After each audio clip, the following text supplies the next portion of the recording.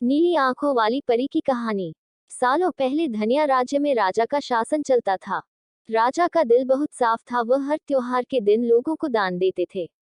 इस साल भी एक त्योहार के अवसर पर राजमहल में दान लेने वालों की भीड़ लग गई। राजा ने सबको भर भर कर दान दिया। अंत में कमर को झुकाते हुए एक महिला राजा के पास दान लेने के लिए पहुंची, लेकिन तब तक राजा के पास दान देने के लिए कुछ भी नहीं बचा। राजा ने तुरंत अपने गले से हीरे का हार निकालकर उस महिला को दे दिया। वह महिला राजा के सिर पर हाथ फेरते हुए आशीर्वाद देकर चली गई। अगले दिन राजा अपने बगीचे में बैठकर सोच रहे थे कि मेरे जीवन में एक पुत्र की कमी है। भगवान ने मुझे सब कुछ दिया, लेकिन पुत्र सुख पता नहीं क्यों नहीं दिया। तभी राजा के गोद में आकर एक आम गिरा। राजा इधर उधर देखने लगे। उनके मन में हुआ कि आखिर यह आम मेरी गोद में आया कैसे। तभी कुछ देर बाद उन्हें बहुत सारी परियां दिखी। उन सभी परियों में से एक नीली आंखों वाली परी राजा के सामने आई और बोलने लगी कि इस आम को अपनी पत्नी को खाने देना, यह आम तुम्हें पुत्र देगा। इसे खाने के 9 महीने बाद ही तुम्हारी पत्नी मां बन जाएगी। वैसे तुम्हारे भाग्य में पुत्र सुख तो नहीं है, लेकिन तुम दिल के साफ हो और बहुत दानी हो, इसलिए तुम्हें यह सुख मिला है। बस यह सुख तुम्हें सिर्फ 21 साल तक सिर्फ मिलेगा।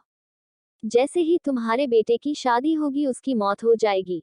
राजा ने दुखी मन से नीली आंखों वाली परी से पूछा, क्या इसका कोई उपाय नहीं है? परी ने कहा, कल मैं कमर झुकाते हुए एक साधारण महिला के रूप में तुम्हारे दरबार में दान लेने के लिए आई थी। देखो, जो माला तुमने मुझे दी है वो मेरे गले में है। तुम्हारे इसी कर्म और दूसरों की मदद करने की भावना के कारण मैं तुम्हें पुत्र का आशीर्वाद देने के लिए आई हूँ। लेकिन तुम्हारा बेटा 21 साल से ज्यादा नहीं जी पाएगा। फिर भी तुम उसकी मौत होते ही उसे एक संदूक में डाल देना। उसके बाद संदूक में 4 दही के घड़े रखना और बीच जंगल में लाकर छोड़ देना। इतना कहकर नीली आंखों वाली परी वहां से आंखों से ओझल हो गई। राजा ने महल जाकर सारी बात अपनी पत्नी को बता दी और उसे आम खाने के लिए दिया। राजा की पत्नी ने आम खाने के ठीक 9 महीने के बाद एक पुत्र को जन्म दिया। बेटा होने की खुशी में राजा ने बहुत बड़ा जश्न रखा। जश्न के बाद बेटे का नाम देव रखा। सालों बाद राजकुमार देव की उम्र 21 साल की हो गई। उसके विवाह के लिए प्रस्ताव आने लगे। राजा ने एक बुद्धिमान लड़की से अपने बेटे की शादी करा दी। शादी के कुछ ही दिनों के बाद नीली आंखों वाली परी की बात सच हो गई और राजा का बेटा देव मर गया। राजा और रानी नीली आंखों वाली परी की बात भूल गए थे। जब देव के अंतिम संस्कार के लिए राजा लोगों के साथ शमशान की ओर बढ़ने लगे, तो राजा को परी की बात याद आ गई और तुरंत राजा ने सबको एक बड़ा सा संदूक और 4 दही के घड़े लाने के लिए कहा। संदूक आते ही राजा ने भारी मन से अपने बेटे को उसमें डाला और दही के 4 घड़े भी रख दिए। उसके बाद राजा ने अपने सैनिकों की मदद से उस घड़े को घने जंगल के बीचों बीच में रख दिया। वहां से लौटने के बाद राजा का मन किसी काम में नहीं लगा। कुछ समय बाद देव की पत्नी अपने मायके चली गई। समय बीता और देव की मृत्यु को 1 साल हो गया। देव की पत्नी एक घर में बूढ़ा आदमी से खाना मांगने के लिए पहुंचा। उसने बड़े प्यार से उसे खाना खिलाया। खाना खाने के बाद उस भिखारी ने अपना हाथ धोने के लिए दूसरे हाथ की मुट्ठी खोली। तभी उस मुट्ठी में अपने पति देव की सोने की चेन देखी। तुरंत भिखारी से पूछा, आपको यह चेन कहाँ से मिली? यह मेरे पति की है, जिन्हें संदूक में बंद करके जंगल के बीच में रखा गया था। भिखारी ने डरते हुए कहा, हाँ, मैंने यह चेन उसी संदूक से निकाली है। आप डरिए मत, मैं सिर्फ उस जंगल तक जाना चाहती हूँ जहाँ मेरे पति का संदूक रखा है। भिखारी ने कहा, वह भयानक जंगल है, मैं आपको वहां तक नहीं लेकर जा पाऊंगा। हाँ, आप चाहो तो मैं आपको उस संदूक से थोड़ी दूर ले जाकर छोड़ सकता हूँ। इतना सुनते ही तेजी से भिखारी के साथ जंगल तक पहुंची। घने जंगल से पहले ही भिखारी वहां से चला गया। फिर अकेले अपने पति के संदूक को ढूंढने के लिए निकल पड़ी। वहां जाकर उसने अजीब सी चीजें देखी। उस संदूक के पास बहुत सारी परियां थीं।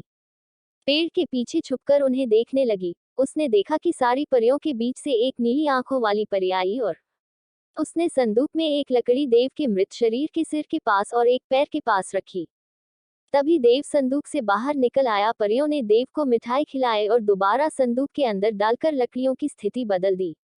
रोज रात को नीली आंखों वाली परी इसी तरह से देव को संदूक से बाहर निकालती और फिर उसी में भेज देती थी। डरते हुए उसी जंगल में फल खाकर 3 से 4 दिन तक यह सब देखती रही। एक दिन भी संदूक खोलकर नीली आंखों वाली परी की तरह ही लकड़ी की स्थिति को बदला। तभी देव संदूक से बाहर निकल आया। देव ने जैसे ही अपनी पत्नी को देखा वह हैरान हो गया।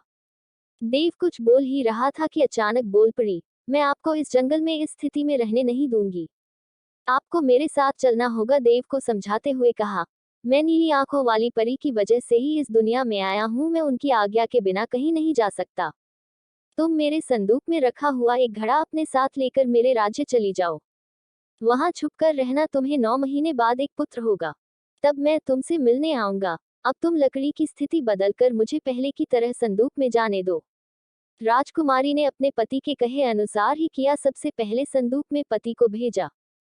फिर वह दही का एक घड़ा लेकर रूप बदलने के बाद राजमहल पहुंची और रानी को चिट्ठी भेजकर रहने के लिए जगह मांगी। रानी ने दया करके उसे राजमहल के पास ही एक कमरा रहने के लिए दिया।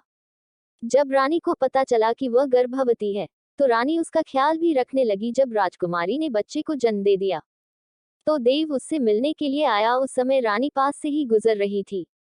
उन्होंने तुरंत अपने बेटे को पहचान लिया। रानी सीधे देव के पास पहुंची और पूछने लगी, यह तुम्हारी पत्नी है? यह तुम्हारा पुत्र है, तुम जीवित हो, अब मैं तुम्हें कहीं नहीं जाने दूंगी। देव ने कहा, माँ, मैं आपके साथ नहीं आ सकता हूँ, इसका एक ही उपाय है। आपको अपने पोते के लिए एक उत्सव रखना होगा। आप उसमें सारी परियों को बुलाए, जब परियां आ जाएं तो नीली आंखों वाली परी का बाजूबंद किसी तरह निकाल कर जला देना। उसके बाद नीली आंखों वाली परी से मेरे जीवन का वरदान मांग लेना। इतना कहकर राजकुमार देव वहां से चला गया। उसकी मां ने दुखी मन से उसे विदा किया। कुछ ही दिनों में रानी ने अपने बेटे देव के कहे अनुसार जश्न रखा और सारी परियों को भी बुलाया। सभी जश्न में डूबे हुए थे। तभी रानी का पोता रोने लगा। रोते बच्चे को देखकर नीली आंखों वाली परी ने उसे अपनी गोद में उठा लिया। तभी रानी ने परी से कहा, देखिए न, इसे आपका बाजूबंद पसंद आ गया है। तभी तो आपके पास आते ही इसने रोना बंद कर दिया। क्या आप कुछ देर के लिए अपना बाजूबंद इसे खेलने के लिए दे देंगी? परी ने तुरंत अपना बाजूबंद उस बच्चे को दे दिया। रानी को इसी मौके का इंतजार था। उसने सबकी नजरें बचाते हुए उस बाजूबंद को आग में डाल दिया। नीली आंखों वाली परी ने अपने जलते बाजूबंद को देखकर रानी से पूछा, आपने यह क्या किया? अब हम आपके बेटे देव को अपने पास उस जंगल में नहीं रख पाएंगे। यह सुनते ही रानी ने रोते हुए परी से प्रार्थना की। उन्होंने कहा, आपकी कृपा से मुझे बेटा हुआ था, अब आपको ही कृपा करके मेरा बेटा लौटाना होगा। मैं आपसे अपने बेटे देव की भीख मांगती हूँ। नीली आंखों वाली परी को मां का प्यार देखकर दया आ गई और उन्हें आशीर्वाद दे दिया। परी के आशीर्वाद से राजकुमार देव संदूक से निकलकर घर लौट आया। राजकुमार अपने परिवार के साथ खुशी खुशी रहने लगा। दोस्तों, विनम्रता से सबका दिल जीता जा सकता है और सब्र व सही रणनीति से इंसान मुश्किल काम को भी पूरा कर लेता है। धन्यवाद।